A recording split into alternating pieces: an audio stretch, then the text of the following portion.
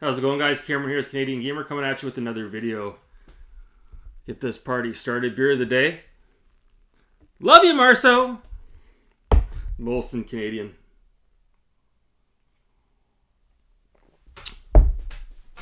Speaking of Marceau, I had a conversation today with Justin Trudeau. Good old JT. He gave me a call today on the phone. And we were having a conversation about the ongoing struggle, the issues with India and Canada. I don't know if you guys have read what's happening on the news. Won't get into specifics here. But I told Justin, I said, when you're approving all these Canadian citizenships and letting people into the country, that's all good and fine and good, fine and dandy. And you got to be extra careful. Some of these individuals, if they have a checkered past, you got to really look into it. And he's like, yeah, I know what you mean, Cam. I know what you mean. He's like, I had an issue like this a couple of years ago involving a Belgian guy who tried to sneak into Canada, and then I found out that he had a YouTube channel, and then I just went off the rails. He's like, so yeah, I had to deport the guy. He's like, I had to kick the guy out of the country, and I tried to get him deported to Belgium, but now he's holding asylum in the U.S. I'm like, is the guy's name start with an M? He's like, yeah. I'm like, Marceau? He's like, yeah, that guy. He's like, I kicked that guy out. I'm like, holy fuck, JT, small world. Oh my god. True story, though. I did actually meet Justin Trudeau one time. This was a long time ago. This was like 2009, 2010.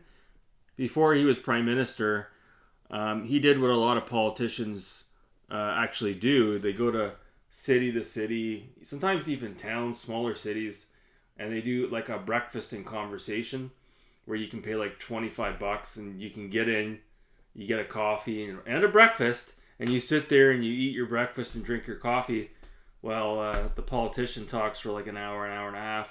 And that's what I ended up doing. I didn't really want to go, but my boss at the time thought it would be a cool idea, so we went together.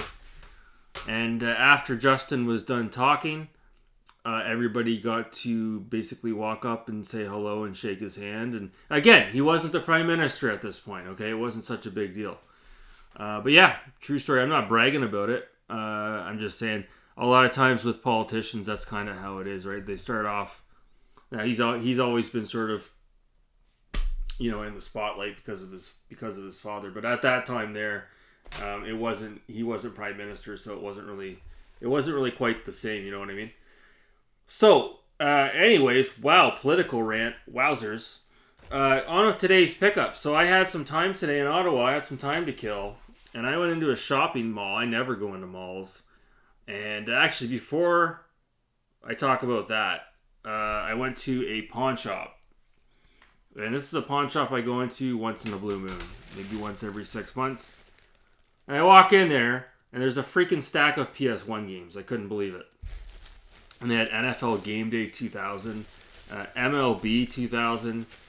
They had a couple other sports titles for the PS1. But what really caught my eye was this. Siphon filter. Now what's cool, this got the sticker on there, $15. It's the greatest hits collection, but it actually looks cool, the green spine with the artwork for Siphon filter. So I've never actually played this game. My good old buddy Megadan29 was talking about it the other day, so it was just ironic that I saw this at the store, so I had to pick it up. I'm like, wow, Siphon filter, and it's CIB. So I don't know if I've really talked about it in a while. I did talk about it maybe several months ago, but one of my goals for 2023, 2024 is to build my PS1 collection, which I'm doing right here. I've got quite a few titles, and I'd like to get it all the way across. That's my goal for 2024. And then round up some PS3 titles that I'm trying to collect in PS4. Those are actually my goals for 2024. So yeah, I picked up Siphon filter. That's all I can say for now. Apparently the game is incredible. When I went up to pay for the game, the guy's like, "Oh, this game, Siphon Filter, it's fucking incredible." And this is like an older guy that was saying this. I'm like, "Oh, you've played it?" He's like, "Yeah." He's like, "It's incredible. It's a great game." I'm like, "Yeah, I keep hearing it's a good game." So I don't know when I'll get to it. But the guy cut me a deal because Siphon Filter, they're asking 15, and they were asking 15 for this as well. Now, this is one that I don't think I've ever seen it out in the wild. This is a Konami game. Konami. And this is a GTA clone, and this is for the original Xbox. It came out on the PS2 as well. And that's Crime Life. Gang Wars. Check that out. Hey? Look at that. Original Xbox. You guys probably didn't even know this game existed.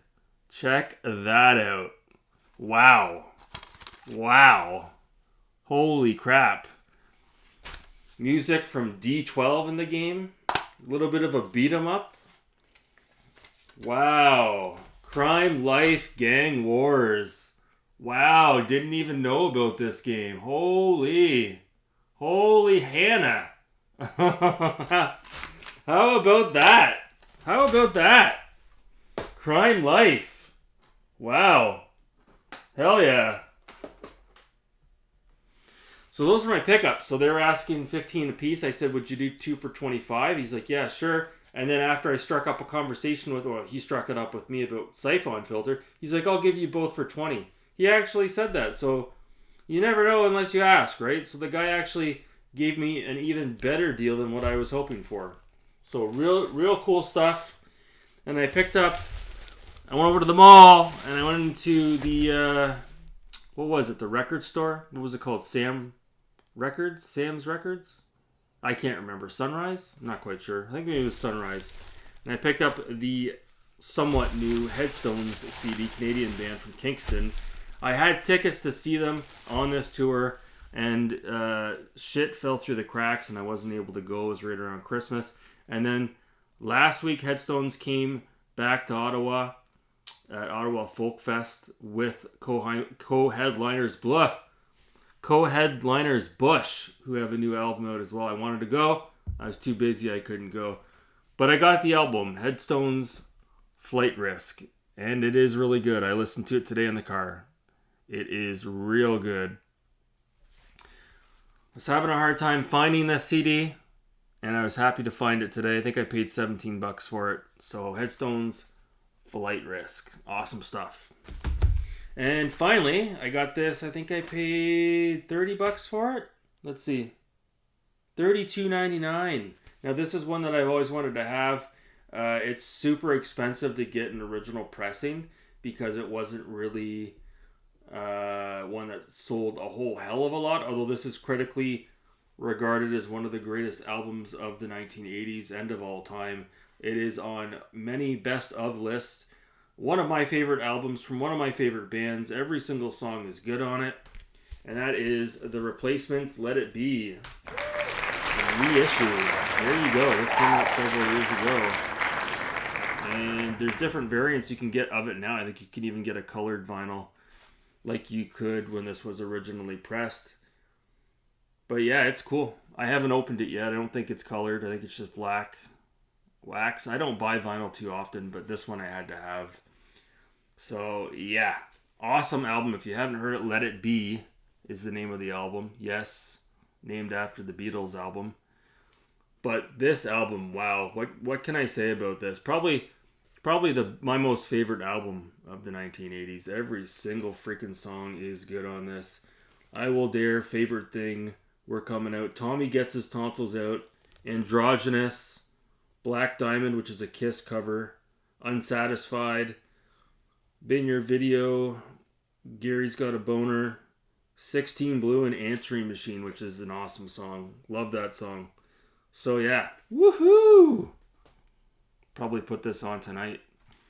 You got a young Tommy Stinson there, who ended up becoming the bassist in Guns N' Roses when GNR was going through their midlife crisis. And then you got Paul Westerberg there. And you got the other members as well. Speaking of Guns N' Roses, they did have the Use Your Illusion reissues, but they were fucking expensive. They were like $59.99 a piece. Double LP on 180 gram. I mean, yeah, I'm a huge GNR fan, but like I can't justify buying that. I just can't. And then they had this huge special box set, commemorative box set. I heard about this. I saw it in the news when it came out a couple months ago of Use Your Illusion, and it has like all the songs, double disc reissued on CD, like just a huge box set, and it has a real cool front cover where it takes Use Your Illusion, the image from the first disc, where it's like the yellow cover, and then the blue from Use Your Illusion 2, and it's kind of spliced together along the box. Yeah, it was like $350 Canadian. Yeah, no. No. But yeah, that's it. Those are my pickups. A real quick video, well, somewhat quick, already 14 minutes long. But I just wanted to show you guys what I picked up. And yeah, I need to, once again, get back to Starfield tonight. Anyways, guys, that's going to do it for me. Thanks so much for watching. You people are wonderful and beautiful. You take care.